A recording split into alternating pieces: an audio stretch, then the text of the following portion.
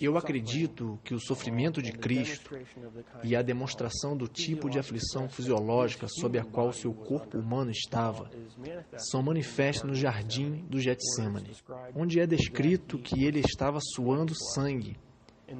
E lá está bem documentada uma condição médica em que pacientes que estão sob enorme quantidade de estresse emocional e fisiológico podem, de fato, suar sangue por causa do estouro de pequenos vasos sobre as glândulas, expelindo o sangue. O açoite envolveu o uso de um chicote curto com peças geralmente de metal, às vezes ossos, às vezes peças de porcelana envolvidas nessas tiras de couro, que eram utilizadas para rasgar normalmente as costas, os ombros e as pernas da vítima, e as primeiras chicotadas rasgavam uma parte específica do corpo, cortando a pele e a gordura. Mas, eventualmente, uma vez que as camadas externas se abram, elas começariam a chegar aos músculos e tendões, e, naturalmente, ao longo do caminho, elas cortam todos os vasos sanguíneos de suprimentos naqueles tecidos, e você está perdendo sangue o tempo todo. A planta que foi descrita, na verdade, tinha um espinho muito longo. Não os espinhos pequenos que pegaríamos de uma roseira. Estes eram espinhos de, normalmente, 1,5 polegadas ou 2 polegadas de comprimento. O couro cabeludo é uma das porções do nosso corpo com maior número de vasos sanguíneos. Há vasto suprimento de sangue lá em cima. Então, ter aqueles espinhos empurrados até a placa bone teria passado por todo o couro cabeludo, provocando enorme perda de sangue. Eu vi pessoas sangrarem até a morte por apenas uma lesão no couro cabeludo. Portanto, não é uma lesão pequena ter dezenas de espinhos empurrados para dentro do seu couro cabeludo, de modo que isso teria causado a perda de mais sangue.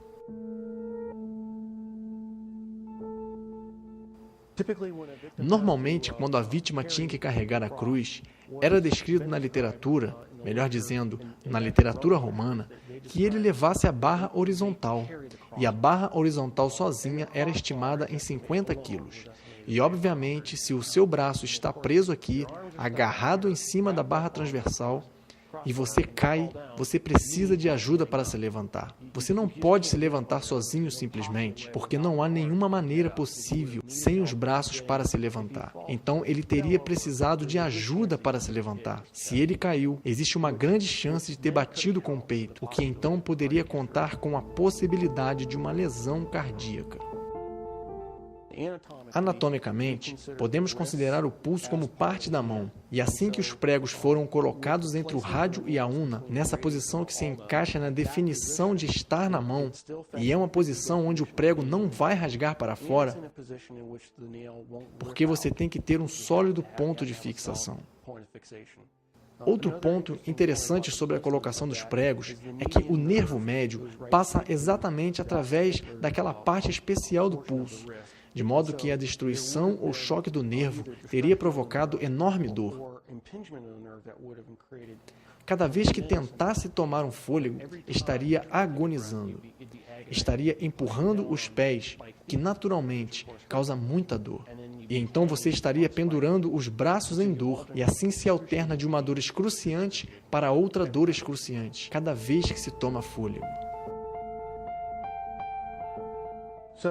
Portanto, mesmo se ele sobrevivesse à presente crucificação, ele teria que sobreviver ao que me parece ser uma lesão letal da lança. Isto define se ele está vivo ou não. O que é descrito é uma grande quantidade de água e sangue, e implicaria tanto uma infusão pleural quanto a uma infusão de pericárdio.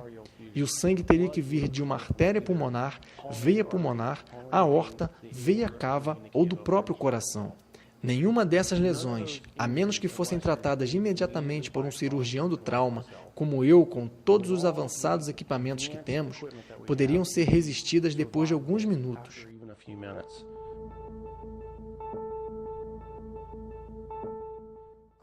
Cristo, como Filho de Deus, poderia ter sobrevivido a qualquer coisa. Ele escolheu manifestar-se como um ser humano naquele período da história, e ele permitiu-se morrer. E como humano, naquele momento, ele não poderia ter sobrevivido a essa série especial de traumas. Isso não é possível. Cristo é Deus. Ele poderia ter sobrevivido a tudo o que lançassem contra ele.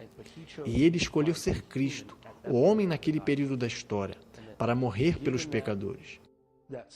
E pela autolimitação de permanecer sendo humano, ele morreu. Ele não sobreviveu ao evento.